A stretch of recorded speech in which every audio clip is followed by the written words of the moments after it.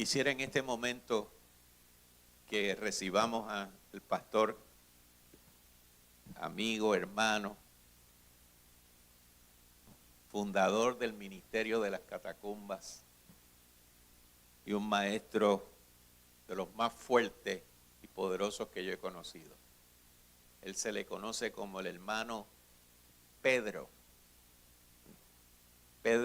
H. Rodríguez. También lo llamamos Pedrito. Por favor, cuando puedas, pasa por acá, Pedrito. Que Dios te use con poder en esta mañana. ¿Quién mejor que tú para conmemorar con nosotros estos 33? Te amo. Probando. Eso es. Muy bien. Vamos a sacar los tereques aquí. Antes era un papelito y la Biblia hoy engorda. Ahora pues tengo esta Hewlett Packard y está dando problemas. Así que bear with me, como dicen en inglés. La batería está medio chavadita. Y el touchpad también se fue a ajustar, así que hay que usar esto. Ok, brégate con esto aquí. Ok, muy bien. Mi tarjeta de presentación es Romanos 7:14. No exactamente el fundador de la catacumba. Y si usted tiene dudas sobre mí o ha escuchado cosas raras de Pedrito, pregúnteme y hablamos. Mi chofera, esa jeva que anda conmigo, un día en una boda me dijo, siéntate aquí. A mí me han dicho esto y esto y esto y aquello de ti y yo quiero que tú me digas la verdad. Yo me senté y llevamos 30 años diciéndonos las verdades el uno al otro, siendo francamente honestos el uno con el otro, 30 años en ese tajo. Así que no tenga miedo usted acercarse a mí, porque mire, yo soy de lo transparente, ¿ok?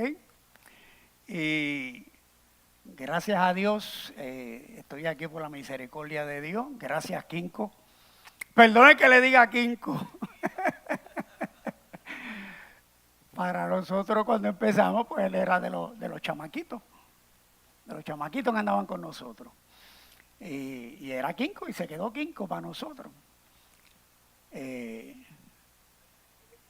en mi corazón él tiene un lugar bien especial, igual que Milton Picón. En 22 años desde que el Señor me llamó a ministrar de nuevo y a enseñar. Son los dos pastores que me han invitado a ministrar en su catacumba. Y los tengo un lugar especial. Ok, anuncio. El libro mío se llama El origen de las catacumbas. Usted lo puede comprar en Amazon Digital. No existe el libro de papel. Existió, pero ya no existe. Así que si usted quiere saber la versión del origen de las catacumbas de Pedro H., pues Amazon, el origen de las catacumbas. ¿Okay? Tengo una página en YouTube que se llama La Guarida de Pedro H. Ahí usted va a encontrar una serie bien interesantes, bien controversiales, donde a veces destruyo el folclore evangélico, creencias populares dentro de los evangélicos, con las que yo crecí y todavía se siguen repitiendo, pues ahí yo brego esos temas. Y tengo un canal que se llama Predestinado para cuestionarme la predestinación. ¿Okay? Ahí se habla calvinismo y es bien interesante. Estoy a punto ya de terminar las que me faltan. Son 74 sesiones completas. Y entonces hay una página pedrohrodriguez.com que está con unos problemitas en estos días, pero ahí también tengo un montón de estudios bíblicos ahí para que ustedes puedan definitivamente pues seguirme en la... Tengo agua aquí. Ok, así que estamos. Haga que esto prenda. Hoy yo voy a compartir con ustedes algo, especialmente los que son de 50 para abajo. Vamos a hablar sobre la visión. La visión que Dios me dio a mí. Porque la realidad es que el año pasado entejamos a mi papá con 100 años y 7 meses. Tal vez yo llegue allá, yo no quiero llegar a eso, ¿verdad? Por eso cojo motora. Sí, porque usted quiere irse rápido con el Señor, pues come azúcar o coge motora. Son las dos formas alternativas para usted irse adelante con el Señor, ¿ok? Pero no, hablando en serio, nos vamos. Ya hemos despedido varios hermanos de los que empezaron con nosotros. Y yo me voy, Kinko se va. Los que hereden esto, a los que Dios llame a continuar con esto, pues es mi responsabilidad transmitirles la visión original, ¿ok? Lo que Dios me dio a mí. Estamos en vivo. Bear with me, como dicen los gringos.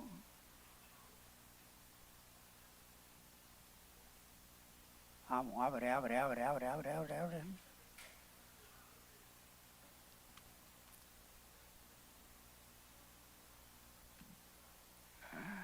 Esto es un chiste.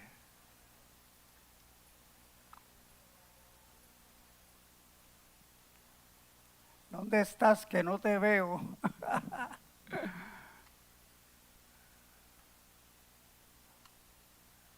Aquí está. La predicación del aniversario de la Catacumba 20. Y entonces,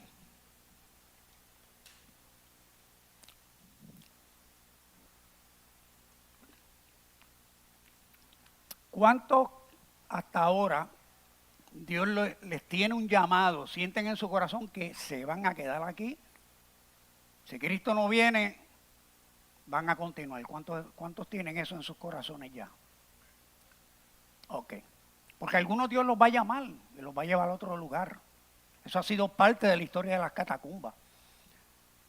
Y Dios nos los dijo desde el principio. Ustedes serán como levadura, que yo voy a llevar un chispito aquí y otro chispito allá, hasta que todo quede leudado. Y de hecho, uno de los puntos es sabotear los congeladores de las iglesias. Y hay en la historia montones de ocasiones y cientos de personas que han salido de las distintas catacumbas a través de los años y están dando un fruto en otras partes del mundo y en otros ministerios. ¿Ok? Están en seminarios.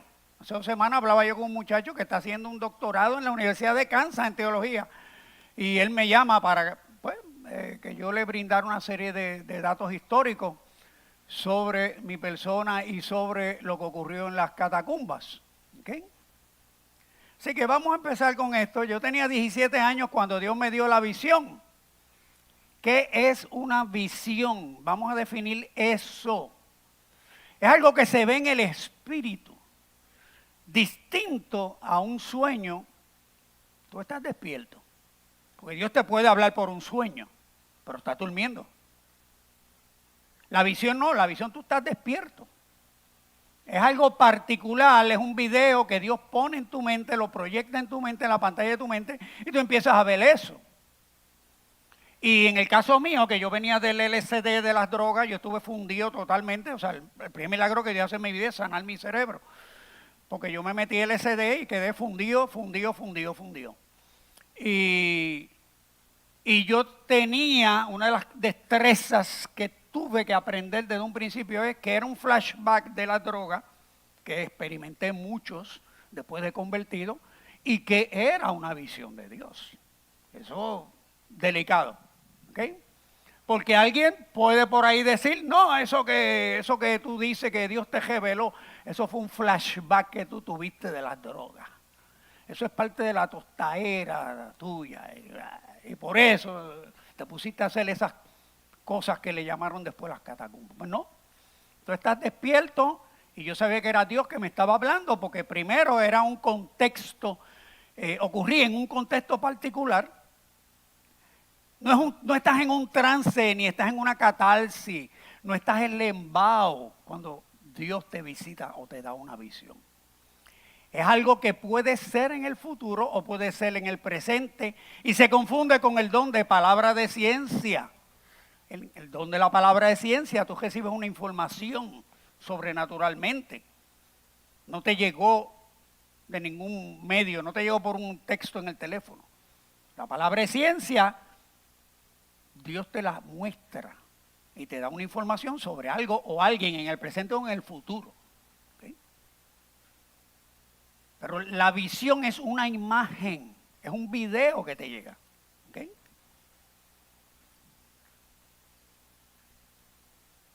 La visión puede depender de que hagas algo para cumplirla, en especial si tú te ves en ella. Las visiones de Daniel no dependían de que él hiciera algo, solo escribirlas y guardarlas para nosotros. ¿Okay? Pero cuando tú tienes una visión, ¿verdad? Como pasa en otros lugares de la Biblia, o sea, la visión puede depender de que hagas algo para cumplirla, en especial si te ves en ella. Pero usted tiene el caso de Moisés y de Pablo. Recibieron una visión y ellos iban a ser parte de la visión. Ellos iban a cumplir algo en la visión. Moisés en la zarza es una visión. La zarza no se quemaba, era algo sobrenatural ese fuego.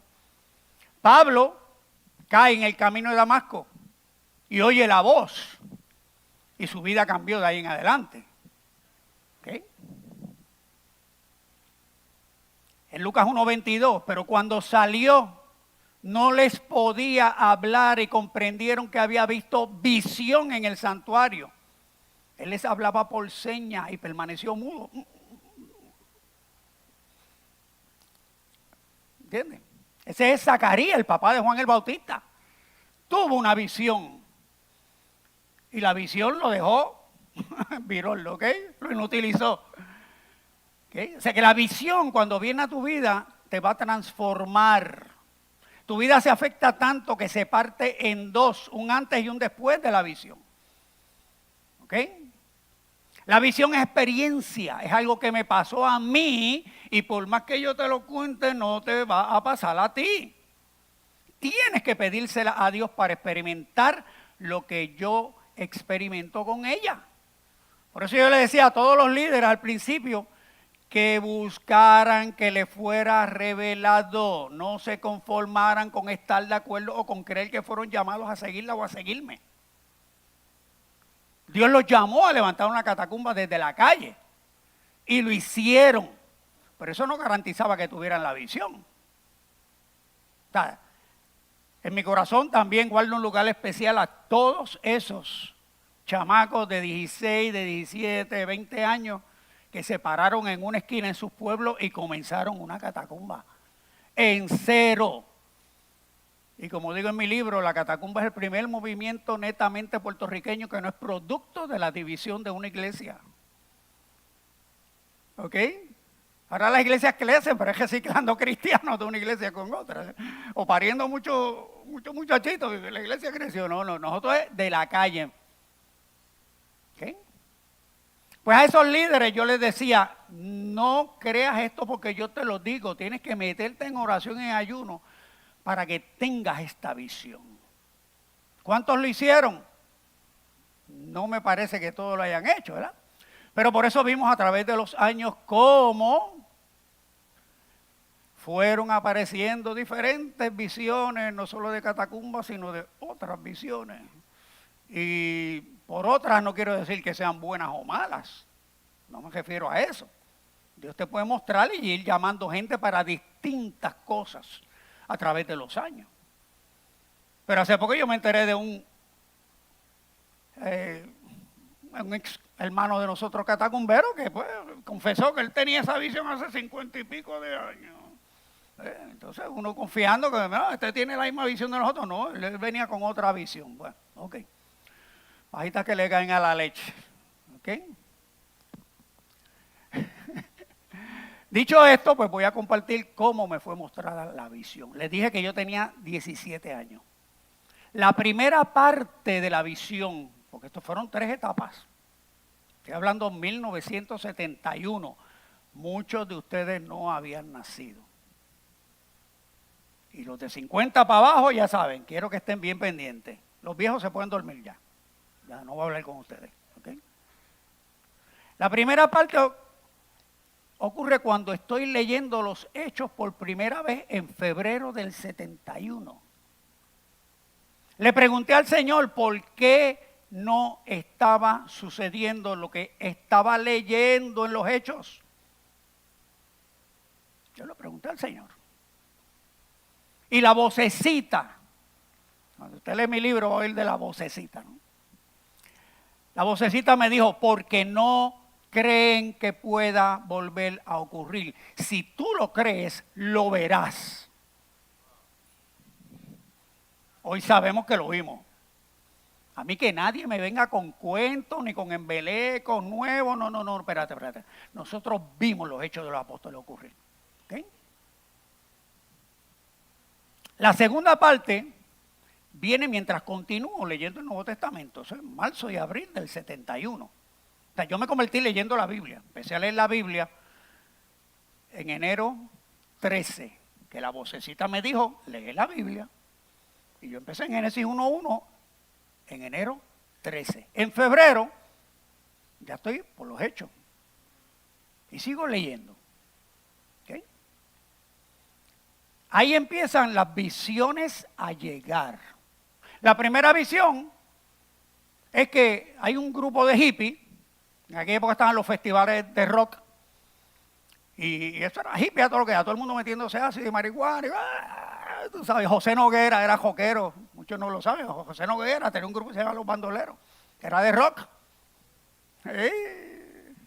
Pues entonces en la primera visión yo veo que hay un montón de hippies y hay un muchachito en santidad con una corbatita, un golfo look, le dicen en los 80, pero era un jaspacoco, le decíamos en mi época. Y él está con su Biblia predicando la palabra con una unción tremenda, muchacho, un yillito Ávila. ¡Wow! Pero los pelus no le hacían caso. En la misma visión aparece un pelú con una Biblia en mahones y en chancletas predicándole a los pelus y los pelus se convierten a Cristo. Ahí yo le digo a mi papá, papi, yo creo que no me voy a recortar, yo creo que Dios me quiere usar con el pelo largo para alcanzar a mis amigos. Y mi papá me dijo, haz lo que Dios te diga, mi papá, don Polo. La segunda visión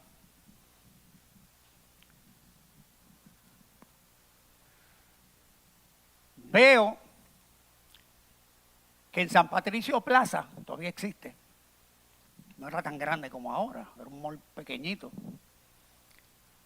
Salen esos pelú, cruzan el estacionamiento, se meten por la urbanización de Summit Hills y en un sitio al aire libre están con Biblias cantando y alabando a Dios y diciendo aleluya y gloria a Dios los pelú.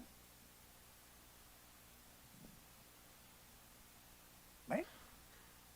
Y entonces, pues veo, todavía yo no he escrito los 9 puntos ni nada de esas cosas. Eso no ha pasado nada de eso todavía. Son las visiones. ¿Okay? Y eso se repitió. Distinto. O sea, yo estoy leyendo la Biblia y de momento yo estoy viendo esto que les estoy contando. Esa es la segunda parte de la visión. La tercera parte viene un año después. Ya para el verano del 72, que ahí fue la explosión. Ya habían 4 o 5 catacumbas. Y ahí está la explosión. Estamos metidos en todas las escuelas, reventando. Y todavía no me entraba de la Yupi, porque en agosto es que se forma la tangana en la Yupi. Pero ya en ese verano, entonces yo me iba a ayunar a un monte cerca del señorial en Cupey, y el monte ya no existe, ahora todos son condominios. Pero yo me iba a ayunar a ese monte. Y allí Dios me inspira a escribir los 9 puntos. El manuscrito existe, lo tiene Charlie Fuentes en Ay Bonito escondido, si no se lo han comido las polillas. Pero ahí están los 9 puntos originales. O sea que los 9 puntos es solo una etapa de la visión. Así que la visión original empieza con que se puede volver a vivir los hechos. Los 9 puntos no fueron algo que íbamos a empezar a hacer cuando los escribí. Es que ya estábamos viendo los hechos. Y los 9 puntos eran aquellas áreas en donde teníamos que enfocarnos, no para cumplir los hechos, sino para no dejar de cumplirlos. Iban a ser el contexto en que esa iglesia de los Hechos en Puerto Rico iba a escribir los hechos de los catacumberos en el siglo XX. Y esta frase final, los hechos de los catacumberos, no es invento mío. No es una fantasía que nosotros tenemos acá, como los adventistas con sus venidas de Cristo. No. Es que los medios seculares en Puerto Rico, la historia secular y la historia evangélica, aparte de las catacumbas, escriben eso, dicen eso, hablan de los hechos. ¿Qué hicieron las catacumbas? ¿Qué fueron las catacumbas? En el seminario teológico de la Alianza, allí estudian a Pedro H. Rodríguez en una de las clases de los líderes del avivamiento en Puerto Rico. Y los estudiantes preguntan, maestra, ¿y este señor está vivo? Sí, él está vivo. Y en 2 ocasiones me han entrevistado, me han llevado a la clase, pastores jóvenes, 30, 40 años que están estudiando, haciendo sus maestrías, y están estudiando los hechos de los catacumberos. Y a través de los años me llaman, me imagino que han llamado a Quinco, porque alguien está escribiendo esa historia, lo que pasó distinto a la historia regular o el papel que jugaba el resto de las iglesias en Puerto Rico. Y usted sabe que es uno de los países más cristianos del mundo por milla cuadrada, es Puerto Rico. Pero los catacumberos, aquellos chamaquitos pelú, de 16, 17 años, high school, primer año de universidad, escribieron, hicieron. De hecho, nosotros somos, creo que el único movimiento que ocupó la primera plana, cuando venían los periódicos, ¿se acuerdan que había una cosa que se llamaban periódicos? ¿Entiendes? Pues la primera plana, las catacumbas. Todos los periódicos de Puerto Rico ocupamos la primera plana. Y otros medios de comunicación hicieron reportajes especiales de las catacumbas. El periódico Claridad, búsquese el periódico Claridad del principio de los 70. Y Claridad nos tenía al palo. Casi todos los meses escribían en contra de las catacumbas. ¿Okay? Cuando fue el primer viaje misionero a Cuba, de las catacumbas, allá los encejaron y los cuestionaron. ¿Entiendes? ¿Qué hacían las catacumbas en Cuba metidos? En Cuba sabían de nosotros. Aparecimos en el programa del Partido Socialista, no sé si del PIB, pero el Partido Socialista aparecimos, las catacumbas. Algo por lo cual había que preocuparse. Ok, seguimos. En los Hechos vemos a la iglesia primero en un contexto judío y cómo se expresaron en ese contexto. Y luego la vemos en un contexto pagano y gentil. Vemos que se adaptaron, pero siguieron siendo la misma iglesia. O sea, la iglesia de los Hechos sigue siendo la iglesia que nos van describiendo, se nos va describiendo en las cartas años después. O sea, que esa iglesia mantuvo su personalidad y el Espíritu Santo operando a través de ella y el impacto en la historia y en su sociedad en ese momento.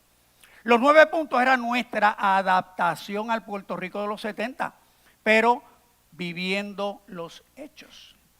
El problema es que la iglesia en Puerto Rico no era un facsímil razonable de la iglesia de los hechos. ¿Quién no sabe lo que es un facsímil razonable? ¿Todo el mundo sabe lo que es un facsímil razonable? Ok. Antes en televisión los distintos comercios hacían concursos. Vamos a ponerle, si usted compró cornflake y quiere concursar, usted mande la tapa del cornflake o el tigrecito ¿verdad? O la tapa de la caja de jabón. Eso era un facsímil razonable. ¿Por qué yo estoy diciendo aquí? Que en ese momento, en los 70, cuando Dios levanta las catacumbas, la iglesia en Puerto Rico evangélica, incluyendo los pentecostales, no eran un facsímil razonable de la iglesia de los hechos. No estoy diciendo que estaban en ejol, ni que le estaban sirviendo al diablo, ni que eran fríos. No estamos hablando de eso. No representaban la iglesia de los hechos. Este es el punto que quiero que subrayen. ¿Okay?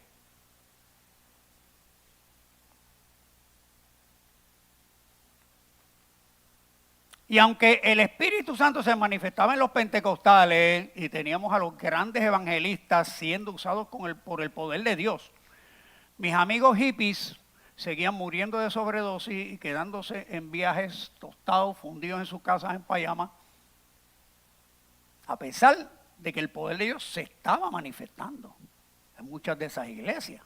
La iglesia con todo el poder de los dones que sí se manifestaban y toda su santidad que les trujaban en la cara a los impíos. Los impíos no llegaban a la iglesia y la iglesia no estaba llegando a ellos. Esa era la situación que yo veía, es la situación que sigo viendo hoy. La iglesia no está llegando a la gente allá afuera, a una generación completa, y ellos tampoco quieren ir a la iglesia.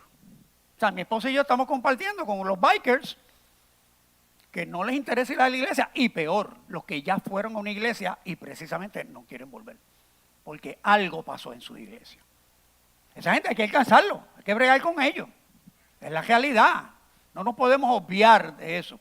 En los hechos vemos que con la iglesia pasaban una de dos cosas, o se convertían o la gente le entraba a peñonazo. Lea los hechos. ¿Cuál era la reacción de la gente? Bueno, o se convertían o los perseguían. ¿Ok? ¿Qué quiero decir con esto? Que si a esa iglesia de los 70 se le hubieran dado los 9 puntos, no iban a dejar de ser lo que eran. Porque aquí quiero delicadamente, con mucho cuidado, hacer una diferencia entre la visión y los 9 puntos. Porque siempre se nos ha dicho los 9 puntos de la visión. Y no es exactamente lo mismo, pero no quiero hacerlo de una forma derogatoria, sino aclaratoria.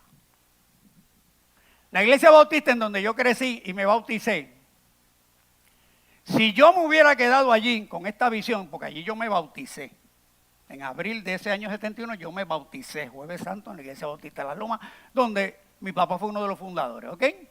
Si yo me hubiera quedado allí con esta visión, tal vez hubieran sido unos bautistas evangelizando, pero no iban a ser una catacumba y mucho menos la iglesia de los hechos.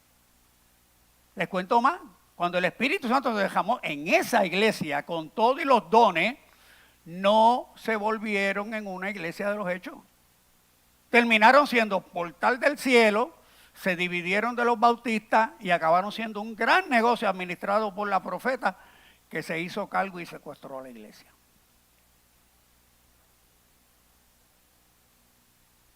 O sea que el Espíritu Santo se derramó. Y yo vi los dones, yo fui a darle estudios bíblicos sobre la operación de los dones del Espíritu Santo. Pues mira, no se convirtió en una iglesia bautista tipo de los hechos, no. Se convirtió en otra cosa. O sea que el Espíritu Santo esté operando en una iglesia, eso no necesariamente la hace una iglesia de los hechos. No necesariamente. Lo mismo, si tú te memorizas los 9 puntos, no necesariamente esa iglesia se va a convertir en una iglesia de los hechos, porque hay una diferencia. Bear with me, como dicen los gringos. Okay. Los 9 puntos, sin volver a los hechos, pueden ser adoptados por cualquier iglesia, pero eso no va a hacer que esa misma iglesia que leemos en los hechos no lo va a coger. Los 9 puntos no se escribieron para las iglesias que no vivían los hechos. Fueron escritos para una iglesia que ya vivía los hechos y para que los siguiera viviendo. Recuerden lo que les dije ahorita. Se escribieron porque ya vivíamos los hechos, no para empezar a vivir los hechos. Es que ya estaba ocurriendo. O sea, nosotros estamos viendo, cuando yo digo el libro de los hechos, señores, estoy diciéndole que nosotros estamos viendo los enfermos sanarse en las calles, los endemoniados ser libertados en las calles. Y no era que Pedrito era el que oraba y Dios hacía los milagros por Pedro. No, no. El recién convertido, tú le dabas una paca de tratado, se iba a predicar y de momento, mira, se convirtieron 10, ¿qué hago con ellos? ¿Entiendes? O fui al hospital y oré por un enfermo y se sanó, y las enfermeras entraron cogiendo porque sonaron los monitores y se sanó el tipo que estaba en intensivo. O sea, los milagros ocurrían, Dios hacía milagros por cualquiera que estaba buscando a Dios en ayuno y en oración. Cualquiera que estaba procurando los dones, como dicen primero a los Corintios, Dios lo honraba. Y escuchábamos los testimonios. Y en las reuniones de pastores, que era lo que veíamos, el informe, no, se convirtieron tanto. Mira, Dios sanó esto, Dios hizo este milagro, pasó esta situación. Cuando nosotros decimos que los cajos caminaban sin gasolina, los cajos caminaron sin gasolina. Pero no de aquí a Isabela, no. Yo recogí a Tony Plinio en Ponce una vez con el Volkswagen Cero para ir a una reunión de pastores en San Juan y llegamos. Y oye, los Volkswagen rendían, pero con la aguja allá abajo, de Ponce a San Juan, llegamos. Pero eso no me pasaba a mí, todo el mundo le hablaba de esos milagros sobrenaturales que Dios hacía. ¿Okay? La idea nunca fue ni que nos aplaudieran, ni que nos reconocieran, si acaso que nos imitaran, pero no en los troncos, maones y pelos largos. No nos imiten en eso. ¿Ok? Pueden seguir con sus gabanes y sus corbatas. No. Que nos imitaran en todo aquello que imitábamos a la iglesia primitiva, si es que alguna vez hubieran tenido en sus programas teología y liturgias, dejar de ser pentecostales, bautistas, presbiterianos, para recuperar algo de la iglesia de los hechos. Pero no. Entre el cesacionismo, ¿saben lo que es el cesacionismo? Cesacionismo es una doctrina reformada que sostiene que ya lo que leemos en la Biblia pasó en ese momento porque era necesario, ya no hace falta, porque ahora tenemos teología, ahora tenemos a los teólogos, ¿para qué queremos apóstoles y milagros? No, ahora tenemos teología. Y tú compras todos esos libros gordos de teología, los lees y ves la colequería celestial, ok. Ese es el cesacionismo, no van a ocurrir los más milagros. ¿Okay? Pues entre el cesacionismo, la incredulidad, la conformidad y el glamour de ser instituciones aceptadas por un mundo moderno, no se les ocurre arriesgar comodidad y convivencia por la fricción que provocaría una iglesia de los hechos en el siglo XXI. O sea, cuando las iglesias empezaron a ver lo que estaba pasando con las catacumbas y que los chamaquitos de la iglesia se estaban fugando y se metían en los cultos de la catacumba, llegaban las pentecostalitas con sus patitas peludas y su falda acá abajo y sus moñitos y sus panderetitas, ¿entiendes? Y de momento esa muchachita volvió acá a la iglesia, mira, ¿entiendes? Y querían evangelizar, y querían predicar. Y los muchachitos también llegaban revolcados a las iglesias. Entonces las iglesias no empezaron a aplaudir. ¡Qué bueno! Están avivándose los jóvenes. No, nos están robando los jóvenes. Ese era el peligro. No era tanto que se iban a volver hippies los lampicitos y las pentecostalitas se iban a volver liberales, hipitonas. No. Nos están robando los jóvenes. Esos muchachos están locos. Esos muchachos practican el amor libre. Esos muchachos están fumando hierba en esos sitios. Por eso es que se meten en los palos. Para seguir metiéndose droga. Nadie aplaudió. Mira los hechos. No. La gente que vino a ver, como el pastor Arcelio Valentín, que yo lo narro en el libro. El tipo llegó con su gabán, su camisa blanca y su corbatita pentecostal. Arcelio Valentín era uno de los top del concilio pentecostal en aquella época. Arcelio Valentín se quitó el gabán y se postró en la tierra. Gille llegó allí, Gille se ajodilló. Y así otros, los que querían saber, fueron impactados. ¿Okay? Pero el resto de la iglesia no nos aplaudieron, al contrario. Hay que tener cuidado con esos chamacos. Okay. Recuerden que algo inherente en la iglesia de los hechos era la persecución. ¿Y dónde está ocurriendo el cristianismo más original en el siglo XXI? En la iglesia perseguida. El hermano Andrés dijo en uno de sus libros, Building in a Broken World, ¿quién no sabe sobre el hermano Andrés? Ok, el hermano Andrés fue conocido originalmente como el contrabandista de Dios. Ese fue su primer libro. Este hermano se convierte hijo de Corrie ten Boom, espiritual, un holandés, un hincho de Holanda. Y Dios le da la visión de llevar la Biblia a la iglesia perseguida, que entonces estaba la Unión Soviética, la cortina de hierro. Y él empezó a llevar Biblias. Y el milagro era la oración del contrabandista. Señor, tú le diste vista a los ciegos. Ciega los ojos de estos guardias para que esta palabra llegue a tu iglesia. Porque no habían Biblia. Y aunque tenían hambre, tenían falta de necesidad de medicina, ropa, porque la pobreza era extrema en la Unión Soviética. Lo que la iglesia pedía, por favor, tráiganos Biblias. Y el contrabandista de Dios empezó a llevar Biblias. Y de hecho la operación más grande fue la operación Perla, eso fue en los 80, donde contrabandearon en la China comunista en una noche 1 millón de Biblias.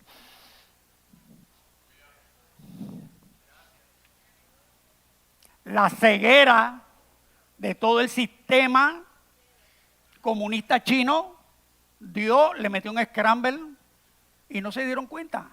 Vinieron 10,000 pastores estimados de toda China a recoger su paquetito de Biblia, ¡boom! Y desaparecieron en China. Y hoy hay una iglesia poderosa en China.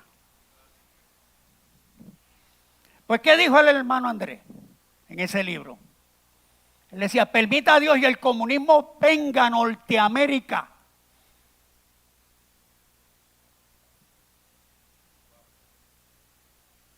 ¿Qué usted está diciendo, hermano Andrés? Sí. Porque yo he visto que el capitalismo y la libertad y la comodidad y la abundancia han matado más cristianos que el comunismo. Allá la iglesia está poderosa. Allá la gente se convierte y mueren por lo que creen. Aquí no, aquí los cristianos están muriendo. Y él lo escribe así en el libro. Permita a Dios y venga el comunismo. ¿Okay? Bueno.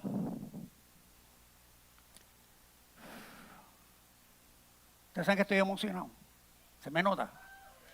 Yo creía que era que estaba nervioso, es que estoy emocionado.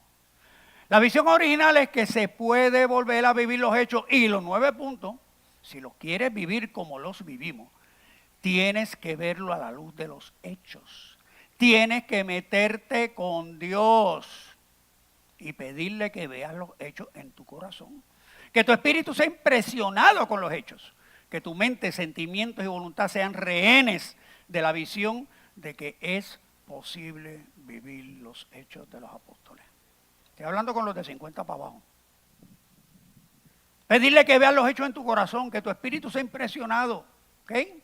Sabemos que el Espíritu da testimonio a nuestro espíritu que somos los hijos de Dios.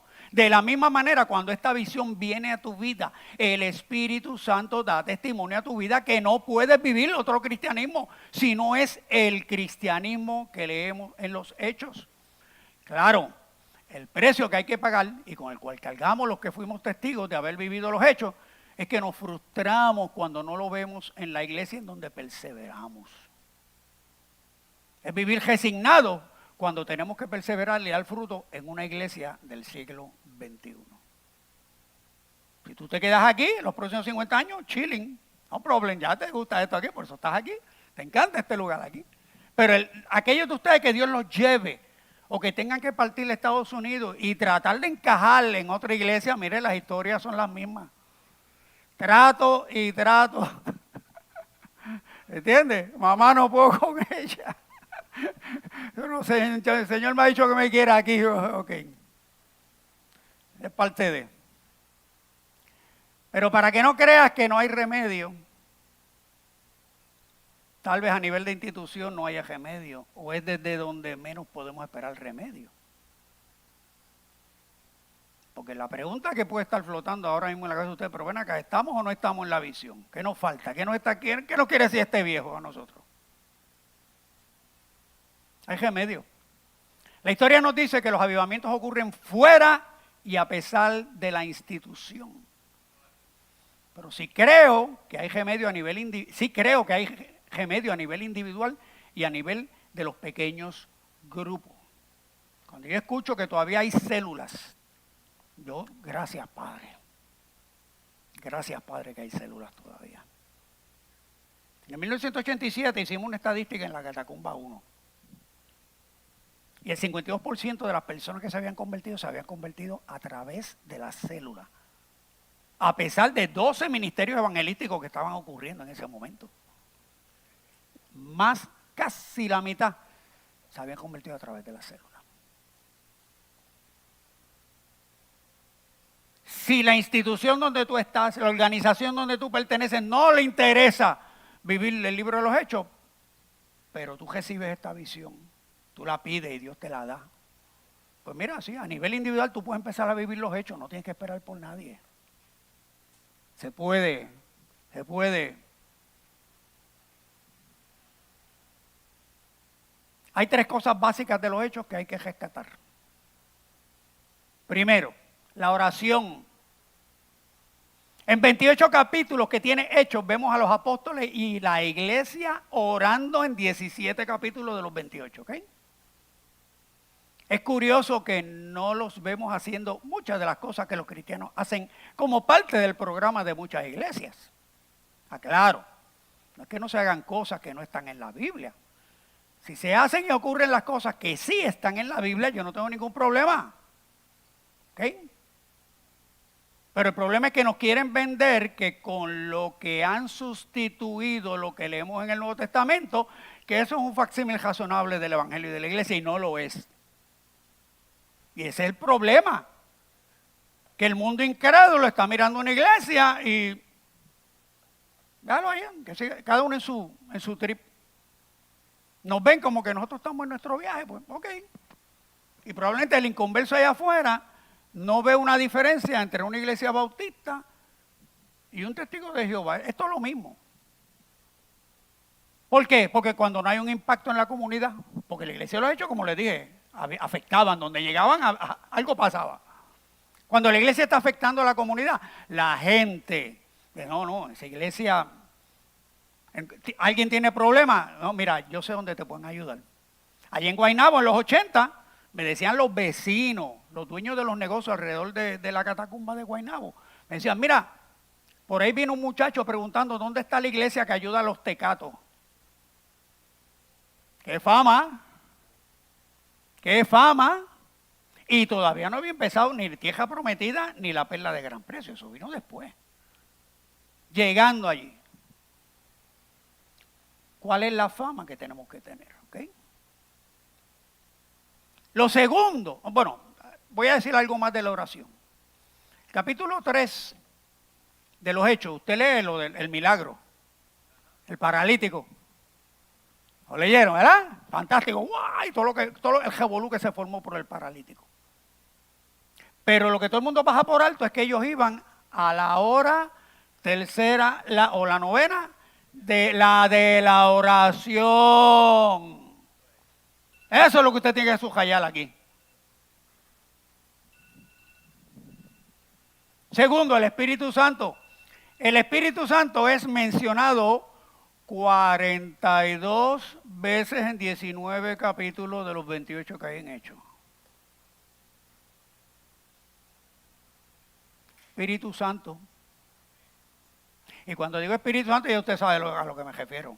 No es la lalandia, efectos especiales. No. Es el Espíritu Santo dando instrucciones.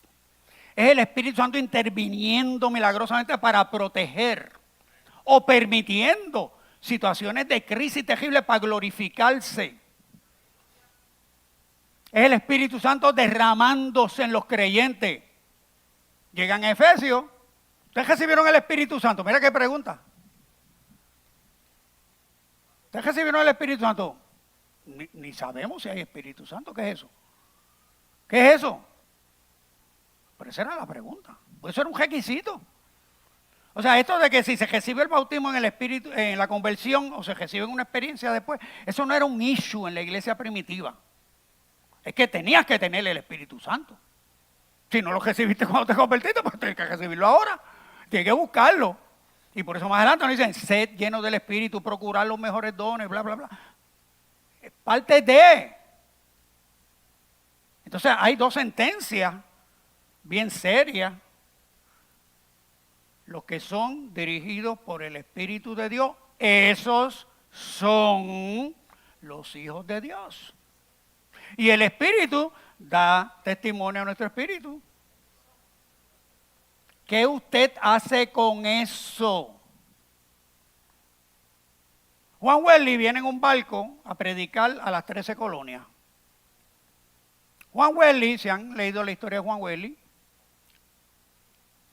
Wesley creció en la iglesia. Tenía todas las credenciales, tenía todo el pedigrí. Sabía griego, sabía hebreo, diácono ordenado de la iglesia anglicana, familia por ahí para arriba, todos oficiales de la iglesia. Y él quería pues llevar el evangelio, pero él sabía que faltaba algo. Resulta que en ese barco hay un misionero moravo. ¿Quiénes son los moravos? Bueno, hay un lugar en Europa que se llama Moravia. Y en Moravia está este señor, un lord de estos grandes que tiene un castillo, y este tipo convoca una vigilia de oración. Y a eso se le llama la vigilia que duró 100 años. De ahí salen los moravos. ¿Qué más hay de los moravos? Se vendieron como esclavos para venir a predicar en las Islas Vírgenes. Por eso usted ve Christiansted y ve esos nombres cristianos en las Islas Vírgenes. Se vendieron de esclavos para venirle a predicar a los esclavos en los cañaverales de las Islas Vírgenes. Esos son los moravos.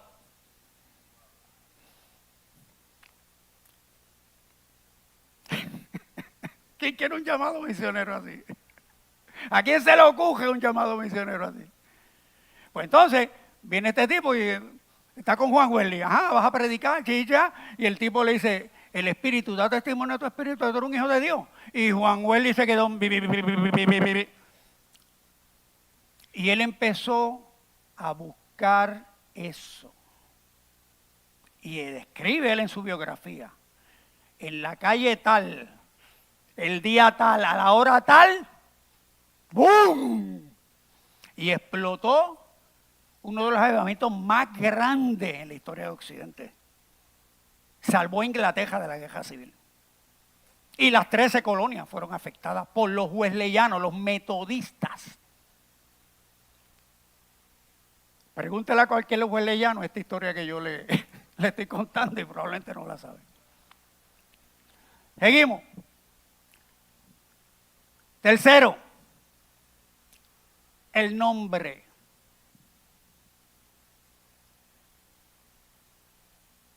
El nombre es por el cual se valida y se ejerce la autoridad. Era la evidencia más contundente de la resurrección. Los milagros ocurren porque hay un Dios vivo y real haciéndolo. Los judíos no tenían ninguna duda al respecto. Pero si los apóstoles estaban haciendo los mismos milagros que hacía un tipo que habían matado públicamente unas semanas atrás o un año atrás, porque todo el mundo vio a Jesús crucificado. Todo el mundo se enteró que crucificaron a ese maestro que andaba por ahí. Lo crucificaron. Y por ahí andan los seguidores diciendo que resucitó al tercer día. No lo sabemos porque no lo vimos, no nos avisaron. Como 500 estuvieron presentes en la ascensión aparentemente. O por lo menos Pablo dice que se le apareció como a 500. Pero había un montón cuando Jesús asciende, no eran solamente los apóstoles. Pero, yo te sé, Radio Bemba, cuento de calle. No, el tipo lo mataron. Por ahí dicen eso, los discípulos dicen que el tipo está vivo. Pues, ¿cuál es el problema? Que resulta que ellos están haciendo los mismos milagros que hacía el tipo. Y como único eso se explica en la mente del judío es, si están usando el nombre de Jesús, quiere decir que Jesús está vivo haciendo los milagros de ellos, porque ellos no están haciendo los milagros en nombre de ellos. ¿Entiendes? Mira, yo soy Pedro y yo, levántate paralítico, el Señor te sanó. No. En el nombre de Jesús, ¿qué es lo que ocurre? Volvemos a Hechos 3. No tengo ni oro ni plata. Lo que tengo, subraye eso, lo que tengo te doy. No puedes dar lo que no tienes. ¿Pero qué tenían ellos? La autoridad. Jesús les dijo, vayan. Y ellos fueron. Y yo voy a estar con ustedes todos los días hasta el fin del mundo. Lo que tengo te doy. Entonces, ¿qué ocurre? En la mente de los judíos. Espérate. Eso es que el tipo está vivo, es como único se explica. Y por eso es que cuando lo llevan al concilio, ¿qué es lo que le dicen? Mira, sanen todos los paralíticos que hay en Jerusalén, no hay problema con eso. El problema es el nombre, no usen ese nombre. No hablen bajo la autoridad de ese nombre. No. No le dijeron, mira, dejen de estar predicando la gracia irresistible, o dejen de estar predicando la misericordia de Dios, o los pactos, o la profecía. No. No usen el nombre. Y ya, ¿estamos claros? ¿Estamos claros? Y yo digo, no, espérate, ese es el problema que tenemos, el que nos mandó, tenemos que obedecerlo. Y volvieron otra vez. Entonces tú que estás aquí hoy, tú puedes decir lo que tengo.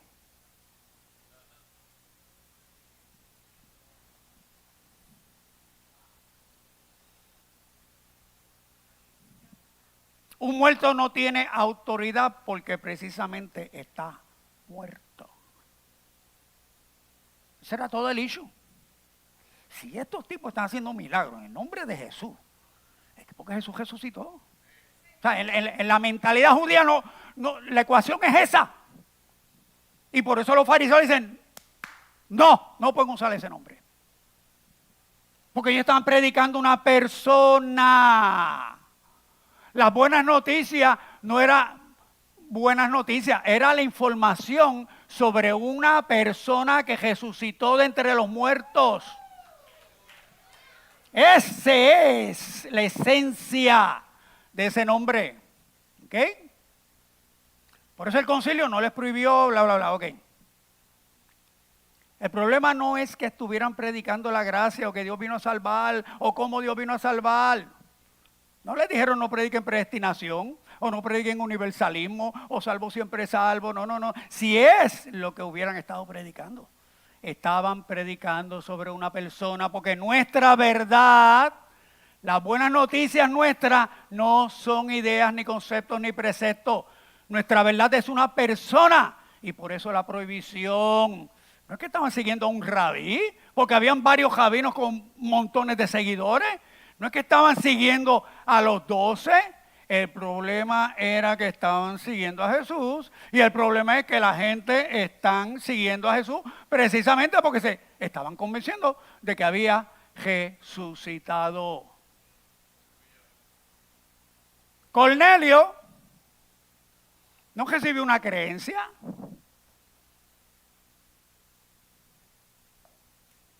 A Cornelio no le llevaron una teología sistemática. Mira, aquí está, la teología sistemática del cristianismo. Esto es lo que... No.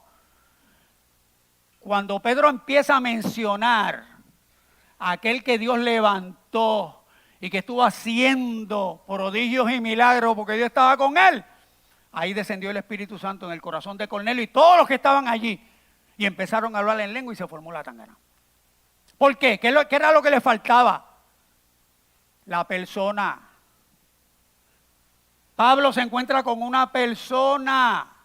No es que la luz lo deslumbró, le dio un yello, perdió el balance y se dio contra el piso. No. ¿Quién eres, Señor? Él usó esa palabra, ese título, inmediatamente. Fue una persona lo que tumbó a Pablo.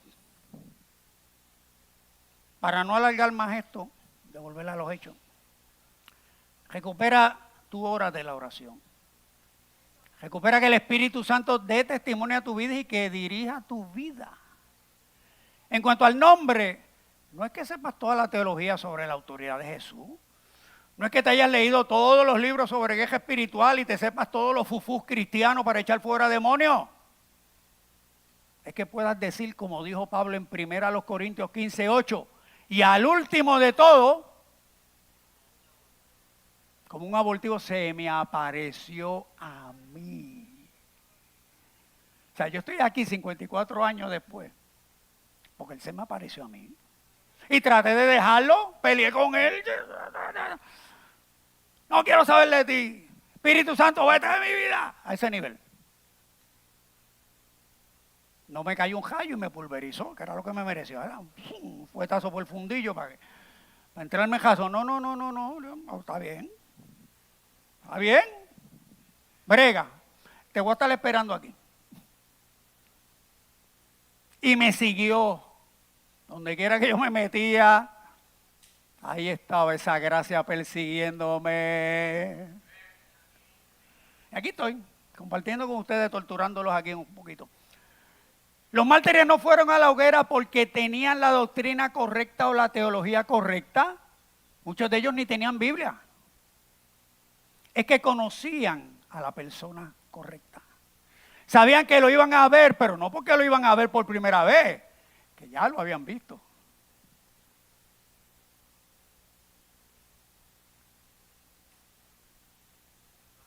Iban entregados, acaba, tira la antorcha ahí, acabar con esto, estoy loco por llegar allá arriba. Sí, los que han leído el mártir de las catacumbas. Si usted no ha leído el mártir de las catacumbas, se consigue todavía por ahí en Amazon usado, creo. No sé si habrá una versión nueva. Pero ahí usted tiene testimonio de polio, el nene. No puedo negar a mi Señor. No lo voy a negar. Está aquí conmigo.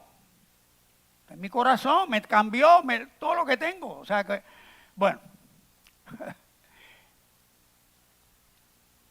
Si recuperas estas tres cosas, tal vez Dios no te dé la visión que yo tuve hace 54 años atrás. Pero sí, Dios te puede dar la visión de lo que quiere hacer con tu vida en el tiempo que te queda y en el lugar o circunstancia en donde te encuentras. Recupera estas tres cosas, ya saben.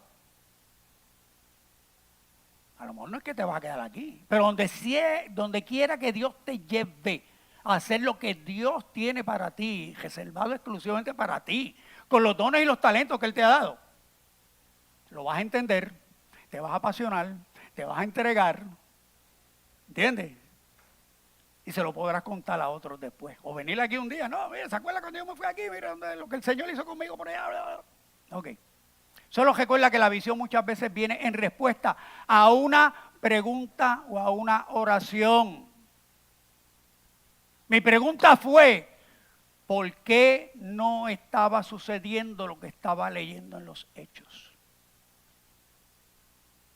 ¿Cuál es tu pregunta 54 años después?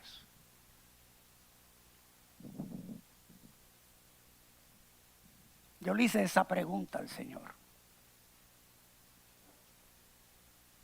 Y vino la visión. ¿Qué pregunta tú le tienes al Señor hoy?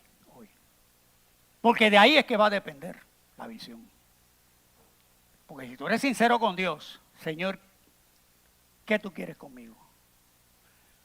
¿Dónde tú me quieres? David Wilkerson. ¿Quién no sabe quién fue David Wilkerson? Ok. David Wilkerson era un pastor de un pueblito en Pensilvania. Esa iglesita bien linda de postales de Navidad. Tranquilito, un hincho, flaco, predicador. Feliz, predicando una iglesita, 30, 40 miembros, en un campito, en un paraíso en Pensilvania. De momento el tipo ve en las noticias los pandilleros en Nueva York siendo arrestados por asesinato, por crímenes, por violencia. Y Dios le dio, o sea, él preguntó, ¿quién está haciendo algo por estos chamacos? Él hizo la pregunta. Y Dios le contestó. Y todavía usted tiene Teen Challenge por ahí, ayudando a los adictos. Y tiene a Nicky Cruz, que todavía está vivo todavía. ¿Entiendes? Que fue jefe de una de las pandillas. Y la conversión de Nicky Cruz es otra historia. Pues yo te digo hoy, te dejo, ¿cuál es tu pregunta para Dios hoy? Porque debes tener una visión clara. Ya sea que te quedes aquí los próximos 50 años, si Cristo no viene, o whatever. necesitas tener una visión que te apasione. O sea, yo sigo enseñando porque mi pasión es enseñar. No he parado de enseñar. Es mi don. Dios me dijo, Lucas 12:42, dale de comer a mis consiervos, que yo te encuentre así cuando yo regrese, o cuando me muera, porque me puedo morir. Yo no persevero porque Cristo viene, no, yo persevero porque Él vino y ha estado conmigo, 54 años conmigo, por eso yo sigo para adelante, ¿entiendes? Pero es mi visión ahora, seguir enseñando. Tienes que tener una visión para que te apasiones con lo que Dios te ponga a hacer en los próximos 50 años. Oramos. Señor, te doy gracias por este privilegio. Aquí están mis hermanos, Señor. Muchos de ellos ya saben o están donde tú los quieres. Pero aquellos que todavía tienen una interrogante sobre el propósito tuyo en lo que les quede de vida aquí.